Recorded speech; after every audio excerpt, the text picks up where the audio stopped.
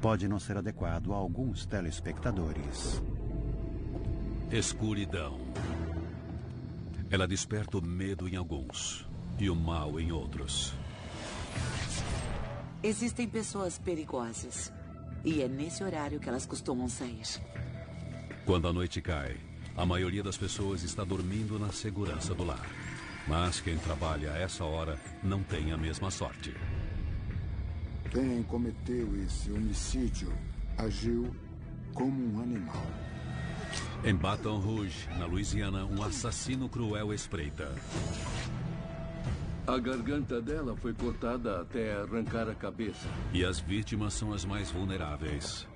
As mãos dela foram cortadas. Na calada da noite. O corpo dela estava posicionado, quase encenado. Um horror.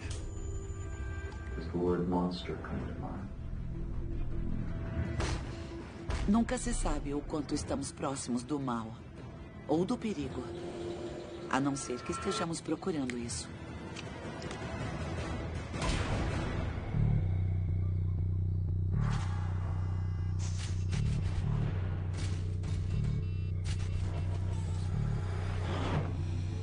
Na calada da noite. 4 de março de 1994.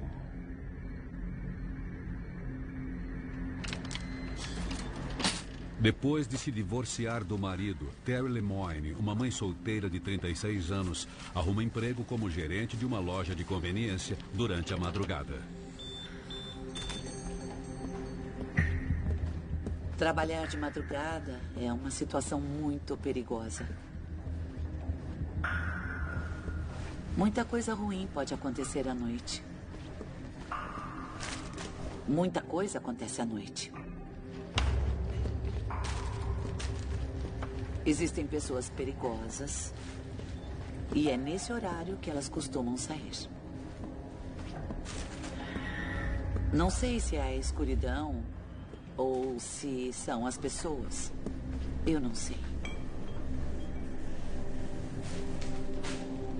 Em algum momento, algo vai acontecer.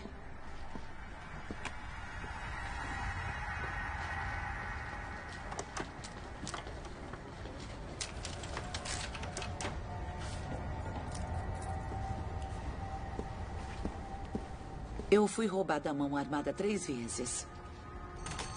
Depois que eles vão embora é quando a gente pensa no que podia ter acontecido. Que podia ter morrido. É quando a ficha cai.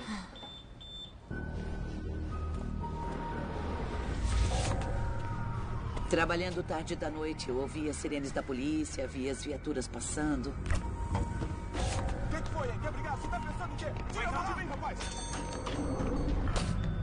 Tem gente que se demitiria depois do primeiro assalto. Eu continuei porque eu precisava do emprego.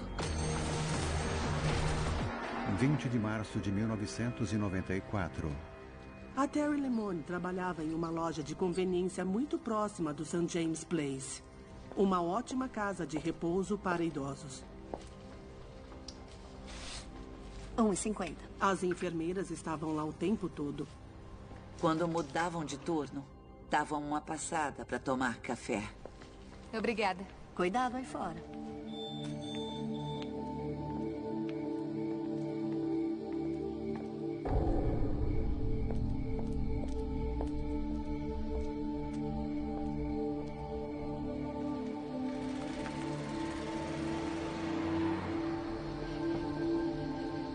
O St. James Place é uma casa de repouso grande.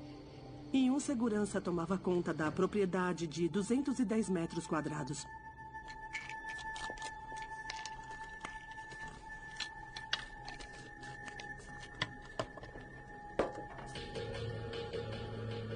Hoje, um grave acidente alarmou os moradores locais. Um carro colidiu contra um poste a 90 km por hora.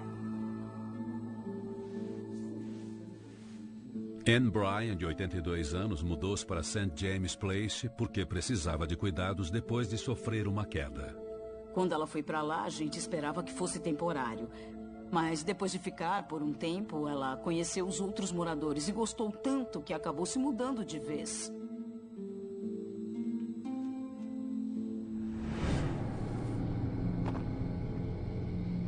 Minha mãe nem sempre trancava a porta, porque as enfermeiras entravam para ver como ela estava. Ela se sentia mais segura com a porta aberta porque sabia que alguém podia ir vê-la. Oi, Dona Brian. Oi. Como a senhora vai? Tudo bem, e você? Bem, eu trouxe seus remédios. Obrigada. Muitos moradores não trancavam a porta porque não havia razão. As enfermeiras estavam lá o tempo todo e eles tinham um segurança.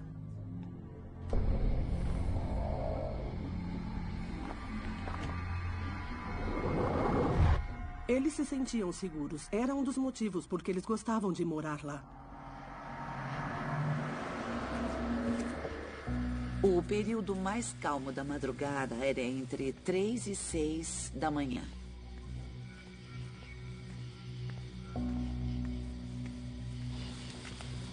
Era quando eu mais trabalhava também.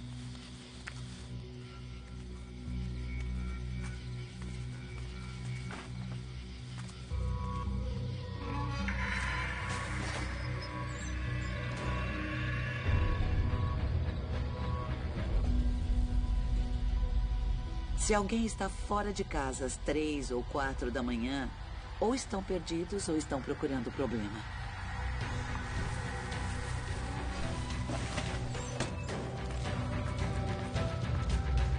É perigoso.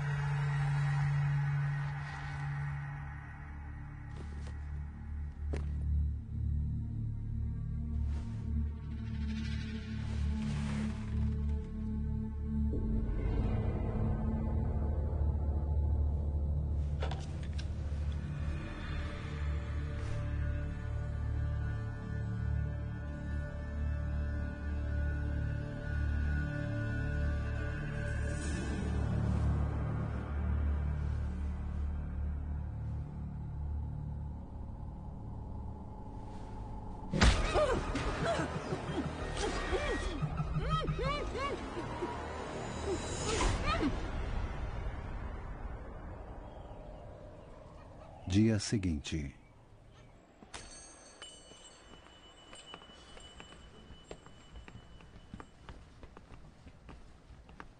A loja ficava cheia de manhã, porque era nesse horário que todos vinham tomar café. Atenção, atenção, todos os carros. Ocorrência em Portland Place, número 15. Vamos lá, todos os carros, atenção.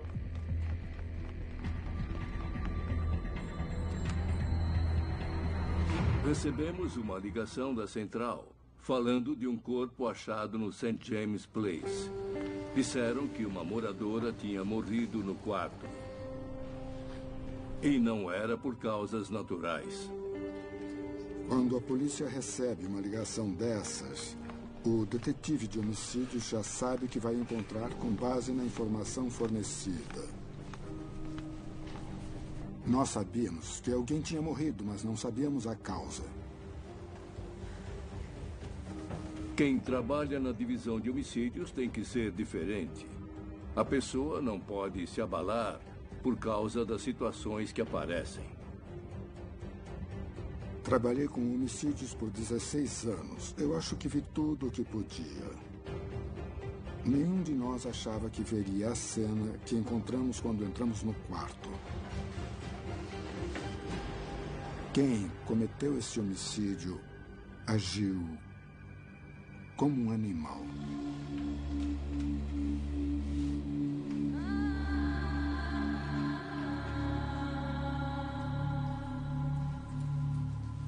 Eu trabalhei em mais de 300 homicídios, mas nunca vi uma coisa como aquela. O corpo de Anne Bryan, de 82 anos, foi encontrado em seu quarto na casa de repouso. Ela foi esfaqueada mais de 90 vezes. A garganta dela foi cortada até arrancar a cabeça. O corpo dela estava muito machucado. Foram diversos ferimentos, causados antes e depois dela morrer. Depois de ela morrer, ele ainda a feriu. Uma mulher inocente que nunca tinha machucado ninguém na vida, ser assassinada brutalmente daquela forma, foi maldade, foi muita maldade. Só um monstro faria o que ele fez. Nós passamos luminol no carpete para revelar marcas de sangue e vimos a marca de uma faca de caça que descobrimos ser uma daquelas facas dobráveis. Mas o que eu achei espantoso foi a falta de vestígios. Não achamos fios de cabelo nem nada. Não existia teste de DNA na época como existe hoje. E não vimos nenhum sinal de arrombamento. Tinha uma câmera na porta de saída. Ele certamente sabia disso porque ficava visível. Nenhuma das câmeras o mostrava. Então a gente supôs que ele deve ter entrado pela porta de correr do quarto dela. Essa pessoa sabia por onde ir e por onde sair. Foi a primeira vez que eu vi uma mulher assassinada daquele jeito, com tanto ódio ou tanta força. Eu e o pessoal que trabalhava comigo pensamos a mesma coisa. Nós todos vimos que tínhamos ali um problema muito sério.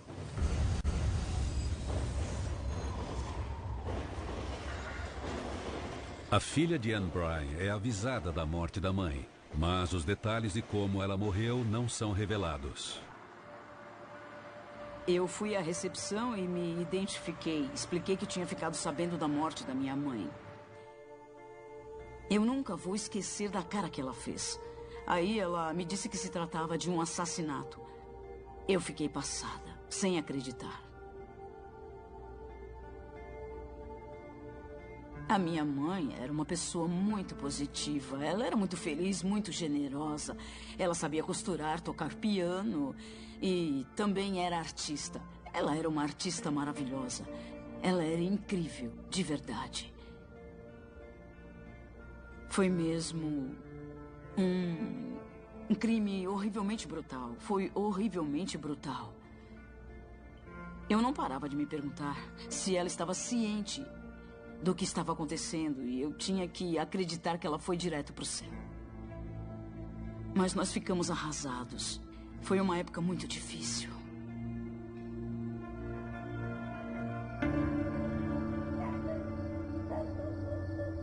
Nós vasculhamos as casas perto do St. James Place. Entrevistamos pessoas que trabalhavam na loja de conveniência ali perto. Eu soube que a Anne Bryan tinha sido morta do outro lado da rua, na casa de repouso, por um dos policiais. Eu fiquei nervosa, preocupada e assustada. Quem entra num asilo para matar alguém? Eu até cogitei a possibilidade de ter servido café ao assassino na manhã seguinte. O medo de o assassino atacar de novo rapidamente se espalha por Baton Rouge. E os detetives sentem a pressão. Nós trabalhamos dia e noite. Ninguém que nós entrevistamos nas redondezas tinha ouvido gritos, incluindo os moradores de St. James Place. Então nós ficamos num beco sem saída. Nós não tínhamos nada. Nenhum suspeito. Nós não tínhamos nada. Com a ajuda de um psiquiatra forense, os investigadores montaram um perfil do assassino. Provavelmente era um homem. Ele agia sozinho. Criado por uma mãe solteira, nesse caso. Ele tinha um gosto por facas. Nós achamos que aquele crime não tinha sido o único, porque foi Uma morte muito meticulosa. Temíamos que o assassino fosse atacar de novo.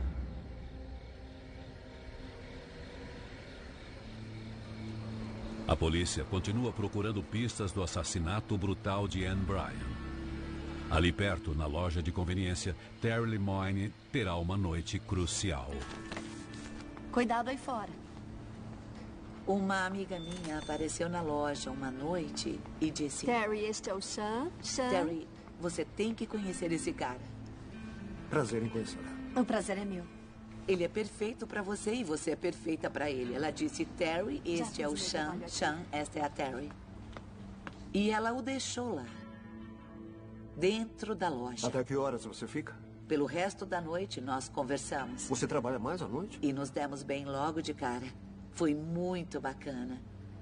Eu acho que estava pronta para conhecer alguém. Sim, bastante. Fazia muito tempo que eu estava divorciada. Terry e Sean namoram por 4 meses. Então, resolvem dar o próximo passo no relacionamento. A gente se dava tão bem que decidiu morar juntos. Ele limpava a casa, até lavava o banheiro. Ele era muito legal. O Sean era alguém com quem eu podia falar, rir, que me fazia companhia. Basicamente, eu achava que era bom demais para ser verdade. Ele era tudo o que eu procurava. Um ano depois do assassinato de Anne Bryan, os detetives também têm boas notícias. Nós recebemos uma dica de que um homem chamado Walter Jacoby podia se encaixar no perfil do assassino de Anne Bryan. As testemunhas disseram que o ouviram falar da arma que foi usada no crime. Falar dos ferimentos que Anne Bryan tinha. Detalhes desse crime que a polícia acreditava que só o assassino saberia. Ele contou para amigos que o assassino provavelmente tinha usado uma faca de caça e jogado a arma no lago da Universidade da Louisiana. A marca de faca que nós achamos era de uma faca de caça de 22 centímetros. E uma coincidência surpreendente coloca Walter Jacoby bem na mira da investigação. A mãe do Walter era enfermeira da minha mãe. Minha mãe era muito próxima a ela. A mãe do Walter contava coisas para minha mãe. Minha mãe contava coisas para ela. E ele passava um bom tempo lá. O Jacoby tinha ido ao quarto da Sra. Bryan antes, com a mãe dele lá. Ele conhecia o local tão bem quanto os funcionários. Durante a investigação houve altos e baixos. Esse foi um alto. Eu queria pegar esse cara. Queria pegar ele.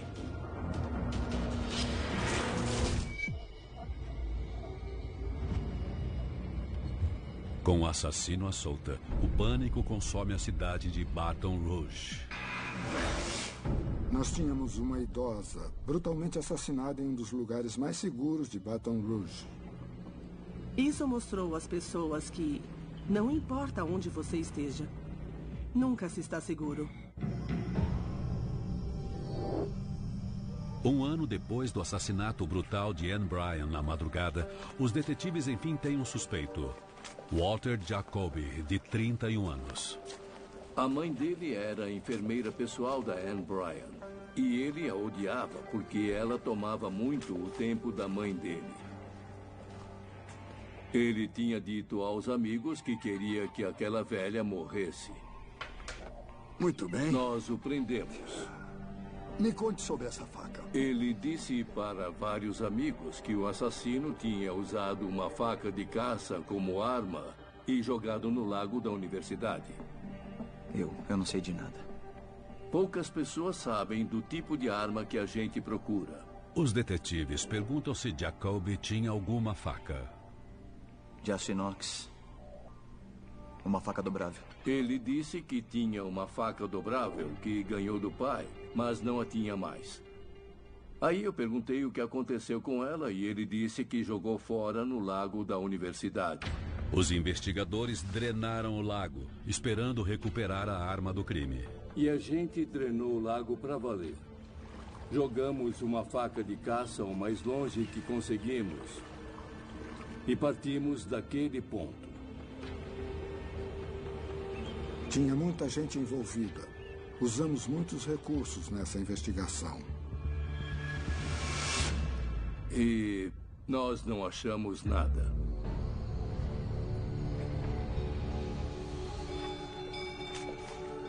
De volta à delegacia, o detetive Oden usa uma nova estratégia com Jacoby.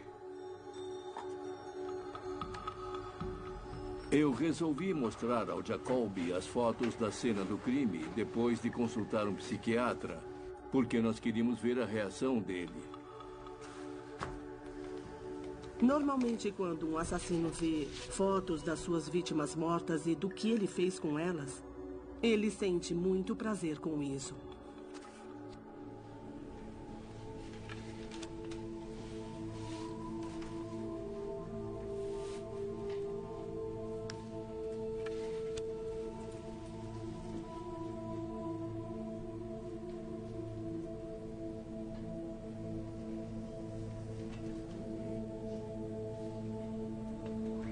Quando Jacoby viu as fotos pela primeira vez, começou a tremer. E não ficava quieto na cadeira. Mas não era a reação que me disseram para observar.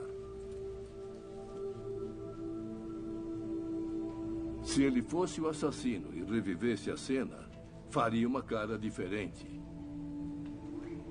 Ele disse que nunca machucou ninguém e não havia motivo para mantê-lo preso. Sem provas para acusar Jacoby, os detetives o liberam. Ele continuou na nossa cabeça, mas eu fui adiante. Eu não me esqueci dele, mas segui em frente.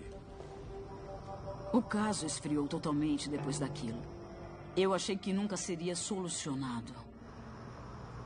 Nós sabíamos que alguém estava à solta e eu só consegui imaginar que podia acontecer com outra pessoa. 5 anos após o assassinato de Anne Bryan, Catherine Hall, de 29 anos, está indo para casa sozinha. É véspera de Ano Novo e ela passou a noite comemorando com amigos no centro de Baton Rouge. O centro é iluminado à noite. Tem muitos bares, cassinos, muitos lugares para as pessoas se divertirem.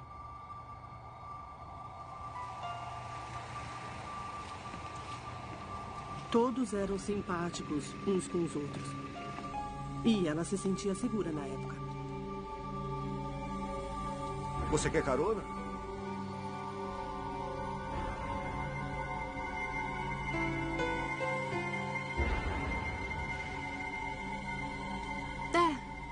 Eu quero.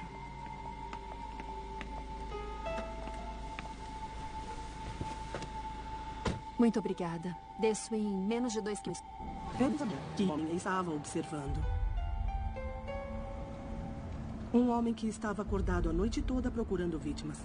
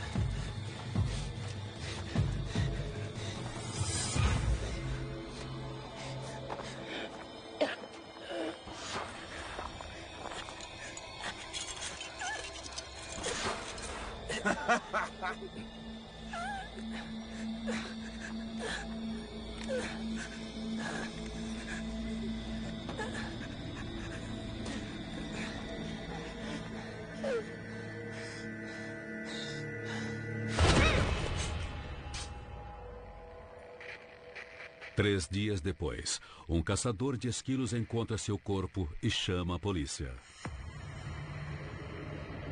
A Catherine Hall tinha sido morta por estrangulamento. E o corpo foi colocado perto de uma placa que dizia sem saída. Pensamos que o assassino a tinha posto perto da placa porque queria chocar os investigadores. Posicionar as vítimas não é algo que vemos com frequência, mas nós notamos, nossos analistas viram e concluímos que posicionar a vítima era importante para ele. Ela tinha uma quantidade substancial de cortes no corpo. Uma das pálpebras tinha sido cortada. Ela tinha sido esfaqueada brutalmente. Até nos olhos. Excessivo, excessivo, excessivo. Estávamos procurando uma pessoa perturbada com a mente doentia para fazer isso com mulheres. A brutalidade e o posicionamento lembram o assassinato de Anne Bryan. Enquanto examinam a cena do crime, os investigadores encontram uma coisa que poderá levá-los ao assassino. Nós achamos um fio de cabelo na boca de Catherine Hall, ainda com a raiz. Os investigadores usaram o cabelo para criar um perfil de DNA, mas quando o colocam na base de dados, não acham nada. Agora, com 2 assassinatos terríveis não resolvidos em Baton Rouge, a cidade fica em perigo. O povo de Baton Rouge começou a prestar atenção, a tomar cuidado e a tomar precauções enquanto seguiam com a vida cotidiana. As mulheres na cidade estavam decididas a se proteger e os homens determinados em proteger a mãe, a filha, a irmã, a esposa. Eu estava muito assustada. Tudo bem? Eu só tô achando tudo esquisito. Eu entendo. Sean me levava para o trabalho toda noite e me pegava todo dia. Ele via se eu tinha chegado bem e ia me buscar. Nós trabalhamos dia e noite nesse caso. Passamos muitas noites à base de café, reanalisando coisas, olhando para elas, olhando fotos da cena do crime, sério, por centenas de horas, pensando que podíamos ter deixado alguma coisa escapar, mas nada dava certo. Por fim, achamos que o jeito era esperar que ele atacasse de novo para pegarmos ele. Bright, Louisiana, 10 de outubro de 2003. Sammy! Quando tinha 12 anos, o Ethan Rames não encontrava o cachorro dele. Então resolveu que ia procurá-lo no bosque perto de onde morava. Sammy!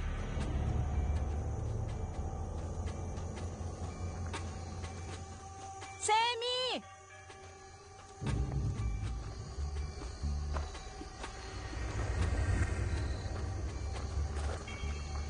Uma criança sair para procurar um cachorro é uma coisa comum na infância. Agora, encarar o mal não é o que se espera.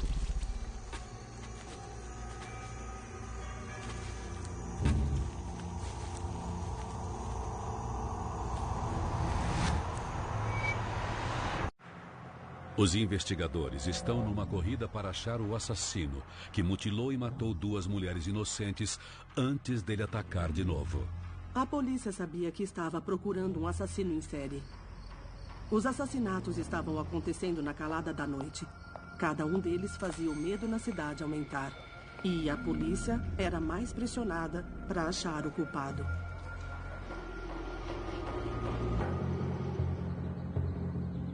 Existe uma parte nesta região que é considerada norte de Baton Rouge. Bright é uma das cidades da região. É tranquila, é um lugar muito calmo, cercado por bosques. Não é o lugar onde acontecem crimes ou aparecem cadáveres. Sammy! 6 meses depois do corpo de Catherine Hall ser encontrado, o assassino ataca novamente. Nós tínhamos um garotinho que saiu de casa para procurar o cachorro dele. Inocência e depois maldade. Ethan Rames, de 12 anos de idade, encontrou um corpo mutilado a 30 quilômetros ao norte de Baton Rouge. Estrangulamento parecia ser a causa da morte dessa vítima.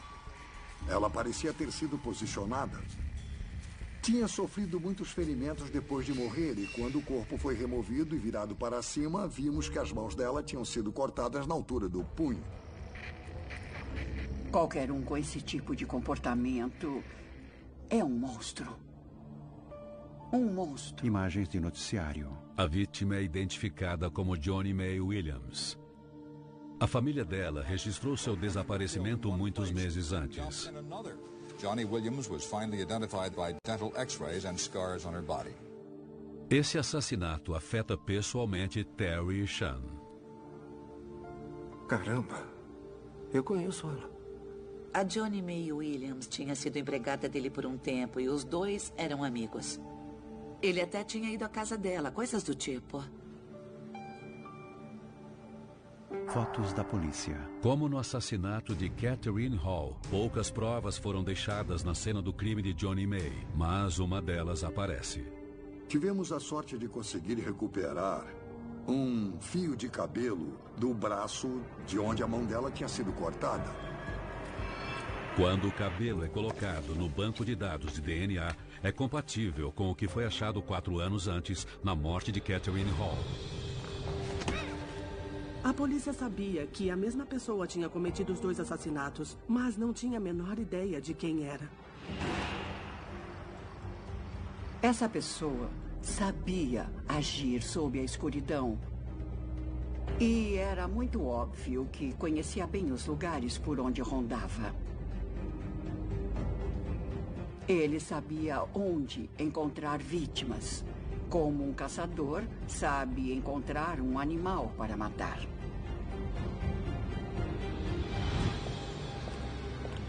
Quatro meses depois. A polícia estava falando de um assassino em série. Mulheres tinham sido encontradas.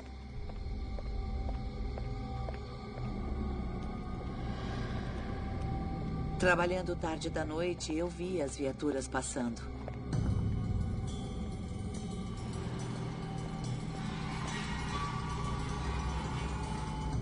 Mas teve uma noite em que eles passaram pela frente da loja, descendo o quarteirão. Eles tinham achado um corpo no fim do quarteirão, onde a gente morava. It has happened again. Still again, a woman has been found murdered in one of the most painful forms of murder. Em fevereiro de 2004, os restos mortais de Donna Bennett Johnston foram recuperados em um pequeno canal perto da universidade. Donna Bennett Johnston foi morta por estrangulamento. Um dos braços da senhora Johnston tinha sido removido. Fotos da polícia. Havia cortes no corpo dela. Também recebemos um relato da polícia de que tinham achado resíduos embaixo das unhas da senhora Johnston, compatíveis com o perfil de DNA nuclear do fio de cabelo achado em Catherine Hall. Um único perfil de DNA liga 3 dos 4 terríveis assassinatos. E desta vez, o assassino deixa o que pode vir a ser uma evidência essencial. Um dos policiais que estava na cena do crime encontrou uma marca de pneu no local e achamos que essa marca correspondia a um veículo que podia ter estado no local onde o corpo foi encontrado. Nós descobrimos que 3 lugares na região de Baton Rouge vendiam aquele tipo de pneu. Tínhamos aproximadamente 100 pessoas que compraram aquele pneu. Então dividimos a lista com os nomes entre todos os investigadores. Os detetives começam a tarefa cansativa de visitar cada um dos 100 compradores do pneu. Tínhamos que trabalhar rápido, porque do contrário, o assassino podia sair e matar de novo.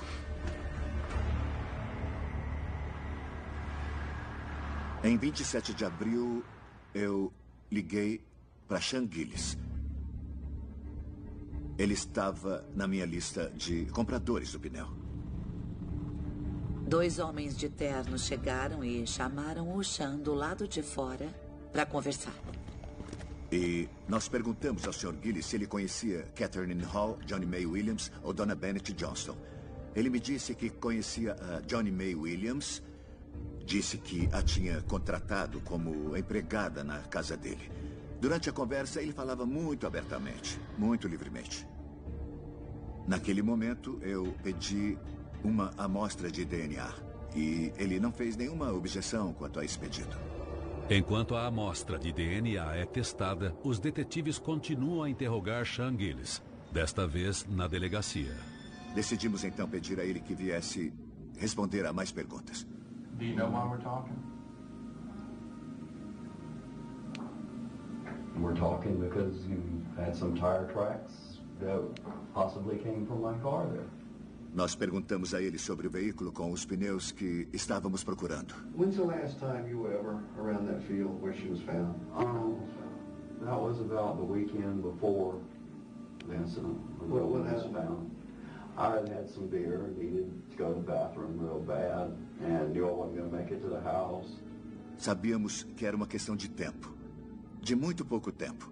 Até sabermos do laboratório da Polícia Estadual se o DNA dele era compatível com o DNA que encontramos. Would it surprise you if I told you she was found right here?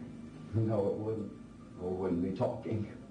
É claro que isso continuou por várias horas. Ele foi interrogado por várias pessoas. I see where you're going with that, but I mean... E aí, finalmente, disse que queria ir para casa. Então, nós não tivemos escolha a não ser levá-lo. Se ele achasse que a polícia estava atrás dele, poderia tentar fugir para não ser preso. Sean Gillis volta para casa e encontra Terry esperando. Eu estava de folga naquela noite.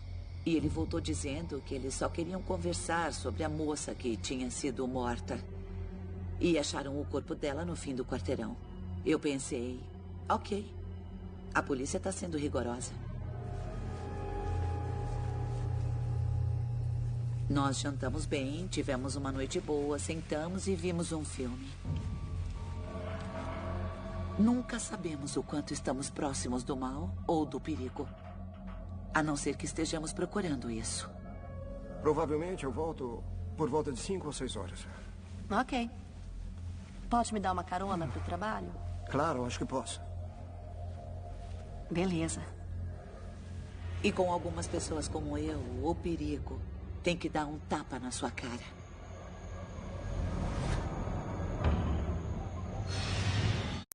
Gillis é suspeito de 4 assassinatos brutais em Baton Rouge, na Louisiana.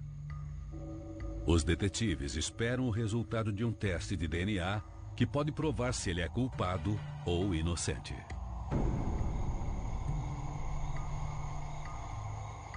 Finalmente recebemos uma ligação do laboratório da Polícia Estadual de Louisiana dizendo que o perfil de referência de Sean Vincent Gillis era compatível com as nossas 3 vítimas. Eu falei para mim mesmo, pegamos ele. Nossa equipe da SWAT cumpriu o mandado de prisão para nós na casa dele. Eu ouvi um grande estrondo. Vai! E depois uma explosão. Abaixa as mãos! Os policiais chutaram a porta do quarto e nos tiraram da cama, de armas em punho. Anda! Eu gritei para eles, o que está acontecendo? E foi aí que um dos policiais olhou para mim e disse, você não sabia? Você mora com um assassino em série.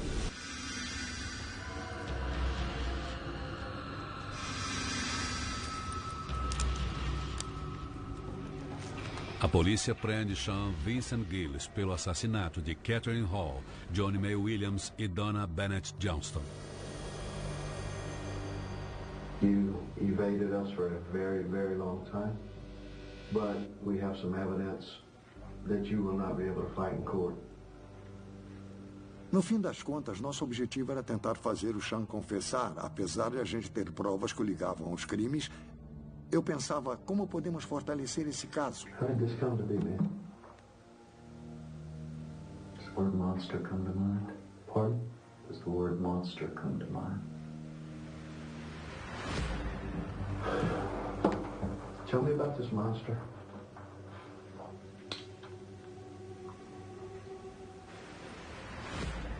One minute you're a person like you are, the next minute you're not.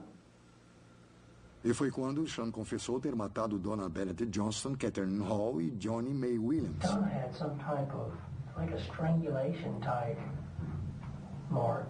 What caused that? Big nylon tie lock. Ele colocava a braçadeira de nylon ao redor do pescoço delas e as estrangulava. E aí nós falamos para ele, deve ter mais, Sean. E ele disse, e começou a contar. 5, 6, 7. I don't know if it's 7, 8. Sean confessou o que tinha feito com as mulheres e que passava horas com as vítimas. Ele gostava daquilo, daquela parte do ato.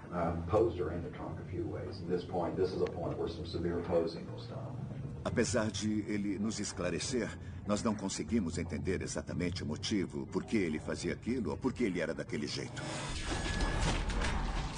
Ao longo de 2 semanas, dúzias de detetives e analistas interrogaram Gillis. Depois de negar repetidamente, Gillis enfim confessa. Anne Bryan foi seu primeiro assassinato. First doorknob I came to was hers. It was open. I watched her sleeping for a while. I had a knife on me. Um dos detetives me ligou e me disse que Gillis confessou ter assassinado a Anne Bryan. Eu fiquei pasmo. Eles me pediram para entrar e eu disse não. Não. Vou matar ele se eu entrar aí.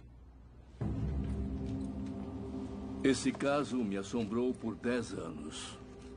Assistir àquelas fitas foi uma das experiências mais revoltantes da minha vida. Ele não se emocionava, não se chocava, ele tinha orgulho do que havia feito. Eu não tinha ideia de que morava com um assassino em série. Eu perguntei a ele se ele tinha feito o que a polícia me disse. E aí ele admitiu. Disse que sim. As lágrimas começaram a escorrer pelo meu rosto e eu virei as costas e fui embora. As minhas noites de trabalho devem ter sido uma bênção para ele. Eu saía e era quando ele ia casar. As long as there's a heart beating in me and my eyes are wandering, I guess I'm always hunting. Ao todo, ele confessou 8 mortes. Sean Gillis foi condenado por assassinato em 1º grau, sentenciado à pena obrigatória de prisão perpétua e a trabalho pesado, sem direito a condicional, liberdade vigiada ou suspensão. Nunca pense que sabe tudo sobre alguém. O Sean era 2 pessoas diferentes. Eu só conhecia uma. Graças a Deus. Versão brasileira, Vox Mundi.